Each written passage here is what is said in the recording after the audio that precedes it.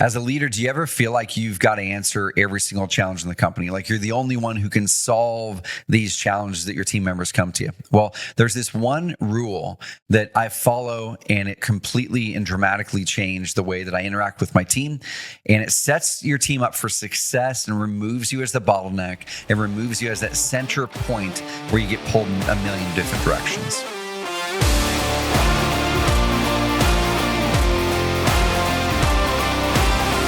If you've ever felt like you're pulled in too many different directions, there's a simple principle called the 1-3-1 principle. And if you've never heard of the 1-3-1 principle, I'm going to dive into this crazy simple principle here in probably less than 10 minutes on how you can adopt this mindset anytime a team member comes to you with the challenge. Now, if you're a solo entrepreneur and you work with outsourcers, amazing. This can work well for them as well. But this is really especially for someone who has some sort of employees or consistent team members that are working for you. We're at Carrot, my company. We're an 8-figure software company, 5-time Inc. 5,000 honoree. We have about 50 plus employees here at Carrot. And over the years, when we started growing and we had 7, 8, 9, 10 employees, number one, I never thought that I could ever run a company that had 20 or more employees.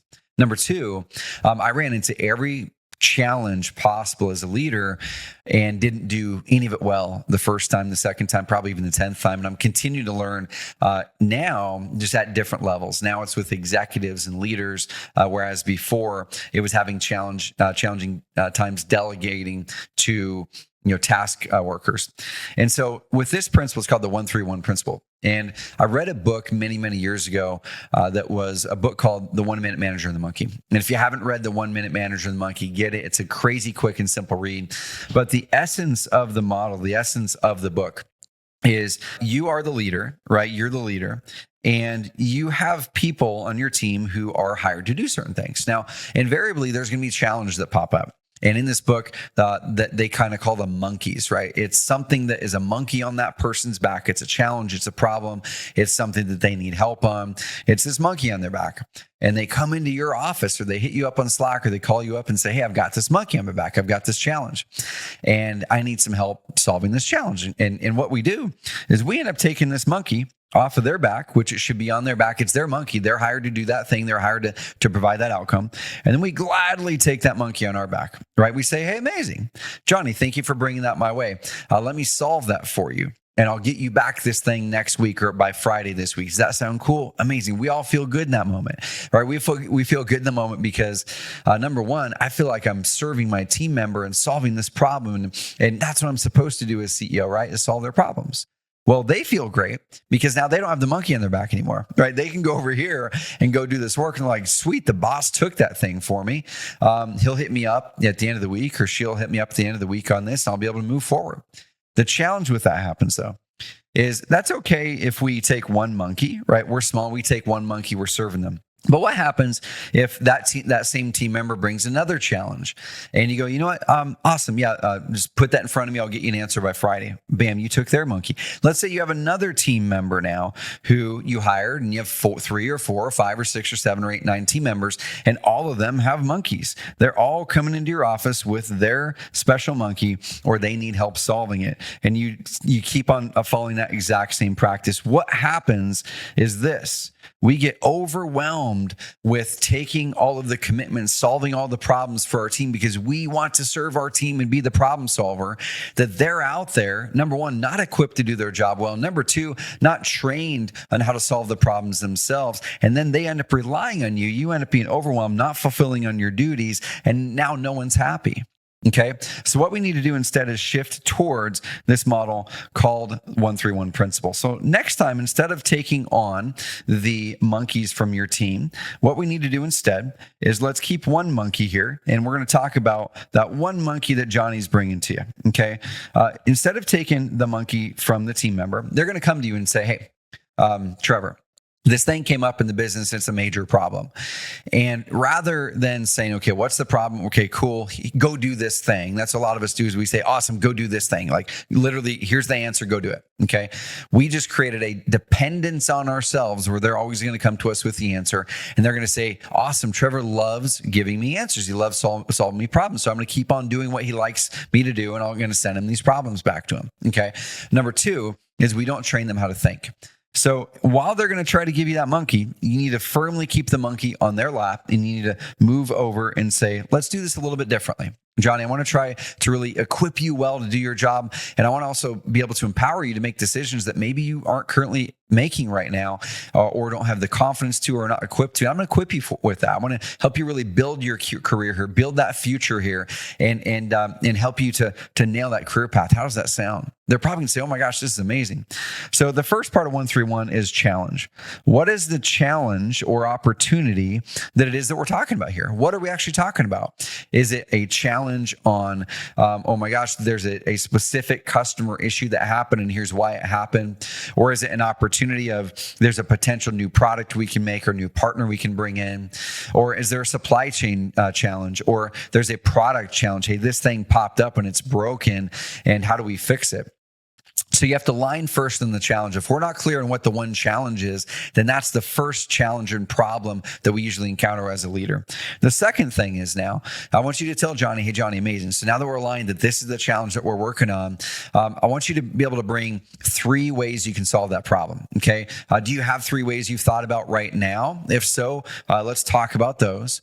If not, how much time do you need to come up with 3 good ways to solve that problem? Can you do it by the end of the day, tomorrow? Let them kind of choose that. If you need to accelerate the timeline with them, accelerate it. But let's say it's not urgent, and you guys both agreed it's a Tuesday, and they're going to come back by Friday this week. Keep that monkey on their backs. You don't say, hey, I'll follow up with you Friday. Say, hey, Johnny, amazing. What time Friday works for you? 10 a.m. Okay, cool, great. Can you create a quick calendar invite? Let's do a 10-minute meeting. 10 a.m. Just shoot me an invite on that right after this meeting, or let's do it right now. And put a quick agenda on there. And then as we get closer, maybe put a link to the doc, or just, let's carve out 10 or 15 minutes. Okay, great. So the monkey's still on his back. You didn't take the calendar monkey on your back either. So number 2 is you need to have them find 3 great options to solve that problem. Why 3? Why not 1? Because when you're teaching someone how to think, and if they bring you back one solution, what happens to us as a leader? As a leader, we go, did they think about this? Did they do this? Did they look at this? Did they look at that? We start to go through all the different things on how we think on how to solve that problem and wonder if they looked at those options. So this gives them the opportunity to go out there and look at various ways to solve that problem. Okay, then the 1 is, what is the 1 recommendation? What is it that I'm actually going to recommend that we go do? Okay. So 1, what is the challenge or opportunity we're aligning on that we're trying to solve? Number 2, the second part of it, which is the 3, what are the 3 options, the 3 ways you can go solve this problem? And then the final one, which is 1, what is the 1 recommendation out of those 3 that you're going to give, and why? So I always say, and why.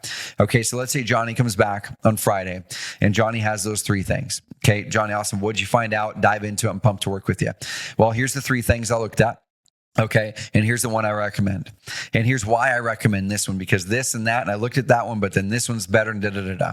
Now, this is where you get a chance to learn how Johnny's thinking about it. Okay. So you build confidence in knowing that Johnny is thinking about things that you want him to think about. Okay. Or you have a lack of confidence. You start to get clear on where they need to be coached. Oh my gosh, it didn't look like they looked at any of these things that are important. And so this is where you can coach Johnny. You can say, okay, Johnny, that's amazing. Where did you go to look for those options? What resources did you tap? If you feel all those options are completely off, okay, what resources did you tap? Okay, cool. So what would success look like if we were to solve this thing right here?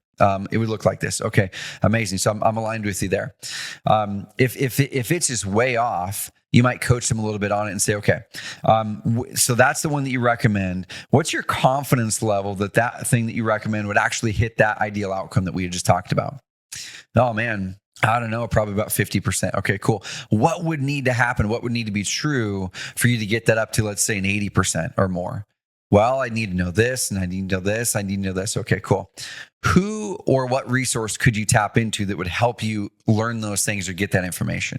Okay, this, and this person. Okay, amazing. Why don't we do this? I think we're getting close, but we're not quite there. We need to get your confidence level. Once again, you're not saying I'm not confident in it. You're coaching them on it. Okay, and so now they're going to go back and find that out. You set up a new meeting, have them do it. Cool. Let's come back at the end of the day or Monday next week. Bring that back over, and we'll make the decision. Okay, so then you're coaching them on it. It's their decision to make. It's their recommendation. They own it. It's fully their monkey. You're coaching them. Okay, you try to set them up for success, but if they fail a little bit, that's okay. They can learn, but your job is to teach them how to think. All right, so I'm going to recap this all here right now. If you have your team members coming to you and you're solving all their problems, you are creating a job for yourself every single time. You're taking the monkey on your back that is theirs. Keep that monkey firmly planted on their back, which is actually amazing for them because it helps them grow. Use the 1-3-1 principle. What's the one challenge or opportunity we're aligning on that we're trying to solve? What are the 3 best ways to solve this problem? Go out there and research and find those, bring those back by this date and this time. And it's your job to own that calendar and invite me to it. And then what's the one recommendation out of those 3 that you recommend and why is it? Okay. Teach them, coach them, show them how to think. You're going to be able to buy back so much time, so much margin, so much headache, and you're not going to be pulled in all these different directions anymore. And you know what? Johnny or Jill on your team who you're walking through that process is going to be empowered to be able to go solve the problem. Here's the last thing. Tell your team and train the team that anytime they bring you back a problem, ask the question, what's the 1-3-1? Then from there on, they're not going to bring you back any problems without the 1-3-1 attached. Okay. Your goal is to never have a problem brought to you without the 1-3-1 attached. Alrighty, y'all. Hopefully this is helpful. Pop in the comments box if you're watching this on YouTube. What is the latest challenge or what are the most consistent things your team brings to you that they want you to solve? And you're kind of taking the monkey and solving them for them. Let me know in the comments box below, what is that most consistent thing you're solving for your team? That's the very thing you need a 1-3-1 with them. And leave a rating review here on YouTube and over on Apple Podcasts and Spotify. The more ratings and reviews we get for the Entrepreneur Freedom Formula, the more exposure we can get this message, more people we can get this message in front of, and hopefully the more businesses we can start to transform so you guys and gals can build more businesses that you love, that build businesses of freedom and impact. All right, hope you enjoyed this 1-3-1 principle. Put it to play. Let me know how it goes.